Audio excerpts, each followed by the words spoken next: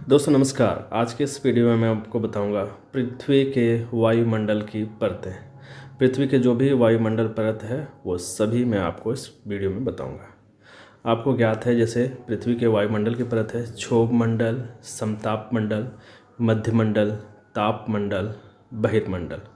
तो पृथ्वी के ये सभी परतें हैं। इन परतों को विश्लेषण पूर्वक मैं आपको अध्ययन कराऊंगा कि क्षोभ मंडल क्या है, समताप, मध्य, ताप और बहिर्मंडल क्या है।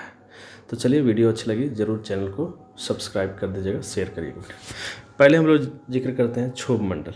क्षोभ मंडल के बारे में हम जानते हैं कि पृथ्वी के वायुमंडल की सबसे निचली परत है। क्षोभ मंडल पृथ्वी वायुमंडल की जो है वो सबसे निचली परत है और इसकी ऊंचाई पृथ्वी से लगभग 13 किलोमीटर होती है। लेकिन सब जगह 13 किलोमीटर नहीं होती है, इसके ऊंचाई अलग अलग होते हैं। जैसे ध्रुव पे 8 किलोमीटर और विषुवत पे 18 किलोमीटर, मतलब इसकी ऊंचाई अलग अलग होती है। क्षोभ मंडल में मौसमी घटनाएं होती हैं, जैसे बादल बनना, बारिश, बर्फ़बारी जो हम लोग देखते हैं अपने दिनचर्या में, वो सभी यहाँ पे होती हैं। ठंड, गर्मी, बादल, बारिश, बर्फ़बारी, ये सभी घटनाएं जो हैं क्षोभ मंडल में होती हैं और हम सब अनुभव करते हैं क्षोभ मंडल। क्षोभ मंडल की जो खास बातें और है, यहाँ पे गैस जो है वो नाइट्रोजन, ऑक्सीजन और कार्बन डाइऑक्साइड मिलते हैं। मुख्यतः 3 गैसें हैं, नाइट्रोजन, ऑक्सीजन और कार्बन डाइऑक्साइड। और भी गैसें हैं लेकिन बहुत कम मात्रा में, लेकिन मुख्यतः ये 3 गैसें हैं। यहाँ क्षोभ मंडल में ऊंचाई के साथ साथ तापमान घटता है। मतलब क्या है कि प्रत्येक 165 मीटर ऊंचाई पे 1 डिग्री सेल्सियस घटता है। क्षोभ मंडल की और बात करें तो जैविक क्रिया के लिए सबसे उपयुक्त है। जैविक क्रिया मतलब हम लोग जहाँ रहते हैं, पेड़ पौधे, जानवर, मनुष्य, इन सब के लिए ये उपयुक्त है। क्षोभ मंडल की ऊपरी सीमा ट्रोपोपोज कहलाती है। क्षोभ मंडल और समताप मंडल के बीच की सीमा क्षोभ सीमा कहलाती है। यह यूवी किरणें अवशोषित करती हैं। अब देखिए, बात करते हैं समताप मंडल। समताप मंडल यह दूसरा मंडल है। इसकी ऊंचाई 13 किलोमीटर से 50 किलोमीटर लगभग होती है। ऊंचाई के साथ साथ यहाँ तापमान बढ़ता है, मतलब जैसे जैसे ऊंचाई बढ़ती है वैसे वैसे तापमान बढ़ता है। समताप मंडल में कोई भी मौसमी घटनाक्रम नहीं होती है। मौसमी घटनाएं जैसे मैंने आपको क्षोभ मंडल में बताया, बादल, बारिश, बर्फबारी, ये सभी कुछ नहीं यहाँ पे होते हैं। समताप मंडल की सबसे खास बात यह है कि ये विमान के लिए उत्तम होती है। जो विमान चलते हैं, वायुयान चलते हैं, उसके लिए उत्तम होती है। वहाँ पे हवा स्थिर होती है और जो खास बातें यहाँ पे बताया कि विमान के लिए उत्तम है क्योंकि वहाँ हवा स्थिर होती है।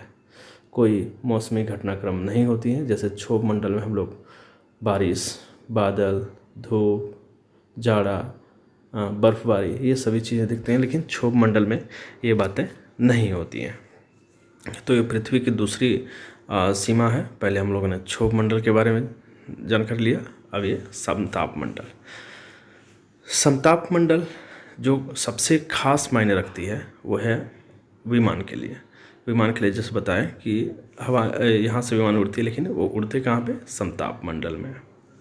समताप मंडल में ओजोन की मात्रा अधिक होती है। ओजोन की मात्रा अधिक होती है और समताप मंडल में घनत्व सांस लेने के लिए नहीं होती है। मतलब वहाँ पे घनत्व नहीं होती है जो जिससे हम सांस ले सकें, सांस लेने के लिए उपयुक्त नहीं है। जैसे मैंने आपको बताया कि वहाँ पे हवा स्थिर होती है, हवा के साथ साथ वहाँ तापमान भी स्थिर होता है। और सबसे खास बात यह है कि समताप मंडल में पैरा बैंगनी की जो किरणें होती हैं वो रोकती हैं। तो बहुत अहम हिस्सा समताप मंडल का है, पृथ्वी के लिए हमको बचाती हैं पैरा बैंगनी किरणों से। मध्यमंडल की बात करें तो मध्यमंडल तीसरी परत है और मध्यमंडल की ऊंचाई 50 किलोमीटर से 80 किलोमीटर होती है लगभग। ऊंचाई के साथ साथ तापमान कम होता है। जैसे जैसे मध्यमंडल में ऊंचा ऊपर जाएंगे वैसे वैसे तापमान वहाँ कम होते हैं। और जो हम लोग देखते हैं उल्का पिंड जलते हैं वो मध्यमंडल में होते हैं। यानी वो जो उल्का पिंड है वो 50 किलोमीटर से 80 किलोमीटर की दूरी पे रहते हैं, जो हम लोग देखते हैं जलते हुए, यानी उल्का पिंड वहाँ पे जलते हैं।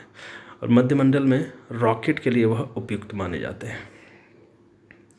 बात करें तापमंडल के दो भाग हैं, आयन मंडल और आयन सीमा, है ना।